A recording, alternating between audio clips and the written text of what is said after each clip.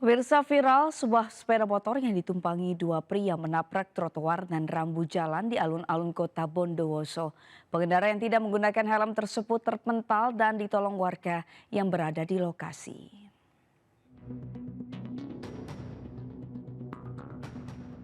Inilah rekaman CCTV kecelakaan lalu lintas di kota Bondowoso yang viral di media sosial. Terlihat dua pria berboncengan sepeda motor meluncur kencang di jalan seputaran alun-alun dan langsung menabrak rambu lalu lintas di trotoar. Kedua pria yang tidak menggunakan helm tersebut langsung terpental ke pinggir trotoar. Warga yang berada di lokasi langsung berhamburan menolong korban. Belum diketahui penyebab kecelakaan tunggal ini. Tetap tertib berlalu lintas, patuhi aturan lalu lintas yang ada, gunakan helm standar RSI untuk pengendara sepeda motor. Namun, diduga pengendara motor tidak bisa menguasai kendaraannya saat akan berbelok karena berkecepatan tinggi. Dari Bondowoso, Rizky Amirul Ahmad, iNews melaporkan.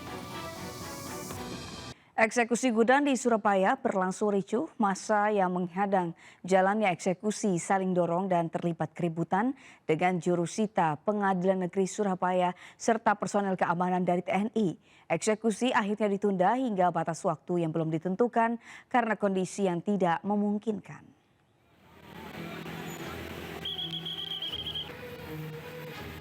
Ratusan orang berkumpul di depan gudang yang berada di Jalan Kenjeran, Surabaya. Mereka berjaga untuk menghadang jalannya eksekusi yang hendak dilakukan jurusita Pengadilan Negeri Surabaya. Kericuan pecah saat jurusita PN Surabaya hendak membacakan putusan eksekusi di depan lokasi eksekusi. Massa langsung menghalau dan berusaha menghentikan pembacaan putusan eksekusi hingga terjadi aksi saling dorong dengan jurusita Pengadilan Negeri Surabaya serta personil keamanan dari TNI. Selain karena masih dalam masa tenang pemilu, massa meminta eksekusi dibatalkan karena proses gugatan perlawanan hukum tengah dilakukan. Lantaran mendapat perlawanan dan mencegah terjadinya hal yang tidak diinginkan, PN Surabaya akhirnya menunda eksekusi hingga batas waktu yang belum ditentukan. Tidak ada batal, kami hanya akan menjadwal ulang. Mohon kesediaan dari termohon untuk mengemasi barang-barang karena jadwal ulang itu akan segera kami kirimkan tanggalnya. Pak ya, di jadwal ulang itu tidak ada pembacaan lagi, akan langsung kita laksanakan eksekusi. Eksekusi ini dilakukan atas dasar putusan PN Surabaya, Pengadilan Tinggi Jawa Timur, dan Mahkamah Agung atas gugatan intervensi pemohon eksekusi yang memenangkan gugatan atas bangunan dan lahan seluas 290 meter persegi melawan termohon eksekusi. Dari Surabaya, Jawa Timur, Yuda Prawira, iNews melaporkan. Seorang warga Semanu Gunung Kidul Yogyakarta harus mengosongkan rumahnya usai ditipu kenalannya yang menolong melunasi hutang.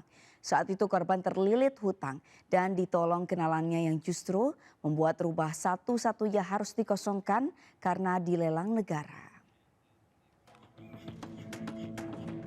Suparjan warga desa Semanu Gunung Kidul harus menelan pil pahit usai pengadilan Gunung Kidul mengosongkan rumahnya karena sudah dilelang negara dan sudah ada pemenangan lelangnya. Kejadian naas ini berawal saat 2013 lalu saat Suparjan menggunakan sertifikat tanah sebagai jaminan hutang ke sebuah bank pemerintah. Pada periode 2015, kredit hutang milik Suparman macet dan menyisakan hutang sebanyak 5 juta rupiah yang harus dibayarkan. Di saat terlilit hutang inilah, Suparjan dikenalkan temannya dengan seorang yang bernama Adriansa. Oleh Adriansa, inilah hutang korban dilunasi. Namun sayang usai melunasi hutang, Adriansa meminta membalik nama sertifikat tanah milik Suparjan menjadi nama miliknya dengan alasan ingin membangun rumah makan di kawasan Yogyakarta. Suparjan lantas mengalihkan nama sertifikat namanya menjadi Adriansa untuk kemudian meminjam hutang di bank sebesar 200 juta rupiah. Namun oleh Adriansa hutang dengan sertifikat tersebut tidak dilunasi sehingga bank melakukan pelelangan hingga akhirnya dimenangkan oleh Faizal Karamoy. Saya lebih tahu, saya juga marah karena saya dipermalukan dimanapun, di instansi manapun. Saya tidak terima karena dipermalukan. Saya meminjamkan, bukan saya jual. Atau nggak ada, itu, ya nggak ada istilahnya etika jual beli, nggak ada. Saya nggak pernah.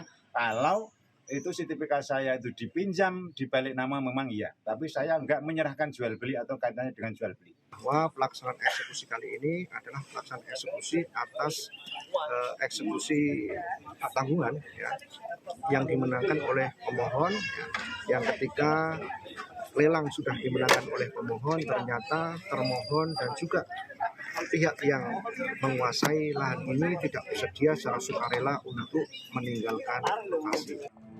Selama pengosongan tidak ada perlawanan dari pihak keluarga. Pihak Suparjan sendiri kini dikontrakan rumah agar mendapatkan hundian sementara. Dari Gunung Kidul, Yogyakarta, Kismaya Wibowo, iNews melaporkan. Ratusan mahasiswa Universitas Pancasila menggelar aksi unjuk rasa terkait dugaan pelecehan seksual yang dilakukan oleh rektor. Aksi diwarnai membakar dan menutup kalan di depan kampus hingga menimbulkan kemacetan. Aksi saling dorong mahasiswa dengan petugas keamanan kampus Universitas Pancasila tidak bisa dihindari saat unjuk rasa kasus dugaan pelecehan seksual yang dilakukan rektor. Kericuhan dipicu upaya mahasiswa menemui pihak rektor, tetapi dihalangi sekuriti kampus. Kericuhan mereda setelah pihak kampus datang menemui mahasiswa. Mahasiswa kemudian melanjutkan aksinya ke depan kampus. Sambil membakar ban, ratusan mahasiswa memblokir Jalan Lenteng Agung, persisnya di depan kampus mereka. Akibatnya arus lalu lintas menjadi macet karena kendaraan tidak ada yang dapat melintas. Arus kendaraan terpaksa dialihkan melintas ke dalam kampus. Mahasiswa menutup dicopotnya rektor atas kasus dugaan pelecehan seksual. Dari Jakarta dan Helmi Sajambati, iNews melaporkan. Anggota Reskrim Polsek Wonokolo, Surabaya menangkap 4 dari 5 pelaku pencurian tiang kabel fiber optik milik PT KAI di bantaran rel kereta api Jalan Ahmad Yani. Selain meringkus keempat pelaku, polisi menyita gergaji mesin dan potongan tiang.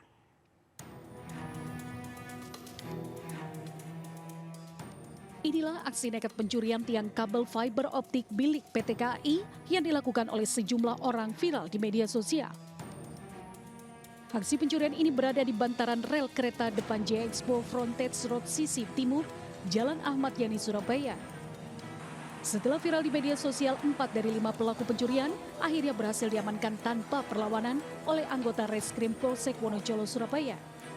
Keempat pelaku dengan inisial BY, CH, HR, dan DR diringkus di rumahnya masing-masing di kawasan Wonocolo. Alasan para pelaku mencuri tiang fiber optik karena butuh uang lantaran jualan sepi sebagai pedagang asongan.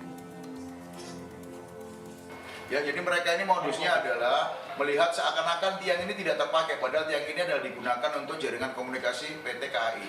Namun oleh mereka digergaji, ditumbangkan, lalu diangkat yang niatnya untuk dijual. Dari sampaikan Pak Kapolsek tadi, kurang dari 1 kali 2 jam beliau sudah berhasil mengungkap dan bahkan menangkap pelaku pencurian aset di wilayah kerja PT KAI. Sementara polisi masih mengejar 1 pelaku yang masih menjadi DPO. Dari penangkapan keempat pelaku ini, polisi menyita alat gergaji mesin dan potongan tiang yang belum sempat dijual. Dari Surabaya, Jawa Timur, Hari Tambayong, iNews melaporkan.